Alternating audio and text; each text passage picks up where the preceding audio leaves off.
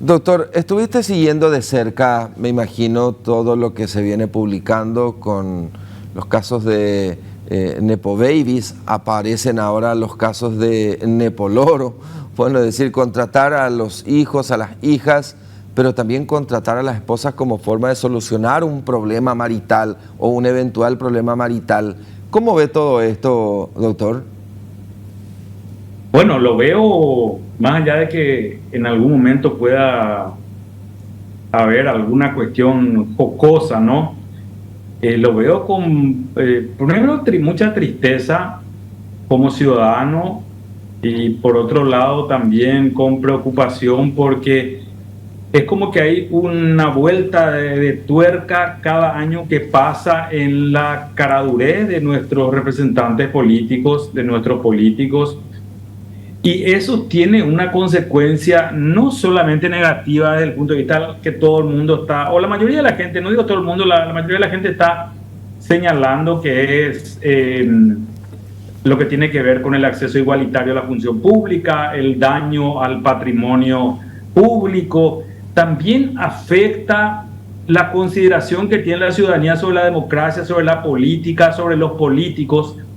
Y en estas circunstancias prende el discurso de la antipolítica.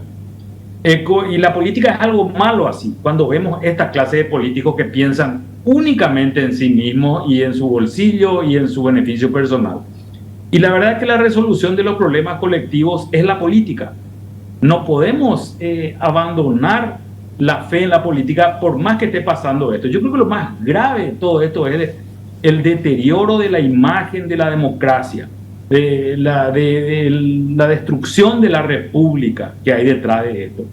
Y como decía, y recalco, es como que van dando una vuelta de tuerca más, porque esto no es nada nuevo tampoco, pero es una vergüenza cuando uno escucha, como señalabas tú, los pretextos, las excusas que plantean. Uno dice, no, mi hijo entra en un colegio top.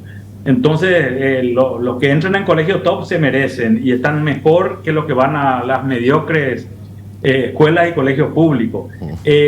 Otro dice que no puede porque la esposa no le permite. Otro dice que la única persona en la que confía es su hija y la hija dice, sí, y yo le entiendo a mi papá y mi papá puede nombrarme porque es un cargo de confianza. Y no es un cargo de confianza. En fin, todas estas cosas son realmente muy tristes también, Javier. A ver, el presidente Santiago Peña hoy habló, le preguntaron qué pensaba sobre los casos de nepotismo y demás. Claro que su intención es promocionar este proyecto de ley de servicio civil, que sería como una nueva versión de la ley de la función pública, pero dijo que esto es más bien una cuestión de ética y moral. Sin embargo, existen normativas vigentes, doctor. ¿Cómo se aplica una ley que castiga los casos de nepotismo? ¿Cuáles son los procedimientos que establece la norma, doctor? Me puedo quedar con la primera parte de lo que decís, en primer lugar. Sí. Lo que dicen tanto el presidente como la Torre y otros políticos a quienes hemos, como ciudadanía, señalado y exigido explicaciones, es una falacia absoluta. No sé si usted sabe, don Javier, pero yo he sido director general jurídico de la Secretaría de la Función Pública en el año 2012. Sí. Entonces, algo conozco del tema. Nosotros tenemos una ley, la 1626, que prevé los concursos, no permite nombramientos sin concursos y que tiene 23 años de vigencia. Si el asunto es el tema de los concursos y evitar nombramientos sin ellos, la ley de la carrera del servicio público no tiene ninguna importancia. La norma ya está. ¿Qué ha ocurrido a lo largo del tiempo? El Poder Judicial, el Poder Legislativo, la Defensoría del Pueblo, el Ministerio Público. Tengo entendido que la Defensoría General también han presentado acciones de inconstitucionalidad y con la complicidad de la Corte han evadido la obligación de hacer concursos, con la complicidad de la Corte Suprema de Justicia, que es responsable también de esto. Entonces, esto no se soluciona con una nueva ley que no hace falta. Dicho esto, quiero que tengamos en cuenta eso, no hace falta una nueva ley. Si hay voluntad política, el presidente de la República puede imponer su voluntad en el ámbito del Ejecutivo, ¿sí? Puede restarle, porque Hacienda tenía un mecanismo anteriormente que no permitía pagos a funcionarios no nombrados por concurso. Eso se desactivó, Javier. Y yo lo digo porque estuve en la Secretaría de la Función Pública como director general jurídico y sé que eso funcionaba así. Entonces, eso se ha venido relajando y la ley 1626 terminó convirtiéndose en letra muerta. O sea, ahí no hay un problema legal, Javier. O sea, quienes tienen la obligación de ejecutar esta normativa, de poner en práctica, son las que terminaron por destrozar el espíritu original que pretendía regular el ingreso a la función pública, y eso a través de los concursos, doctor. Así mismo, es así mismo, eso está previsto. ¿Y qué ha ocurrido?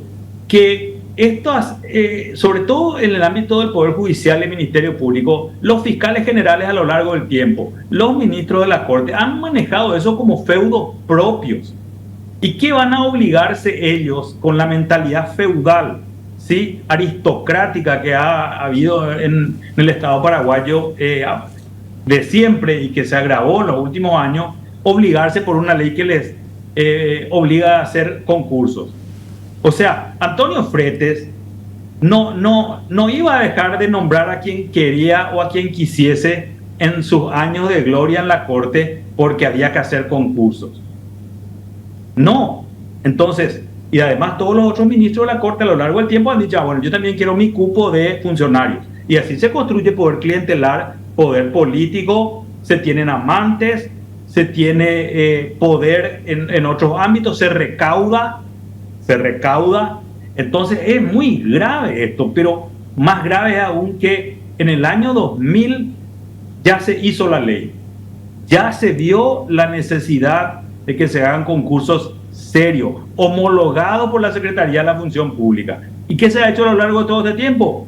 Se le han sacado las uñas y los dientes a la Secretaría de la Función Pública como para que no pueda hacer cumplir la ley.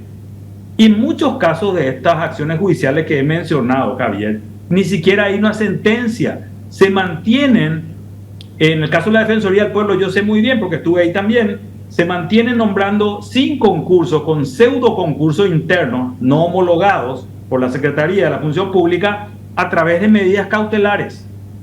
Y la Corte no resuelve nunca en años eso.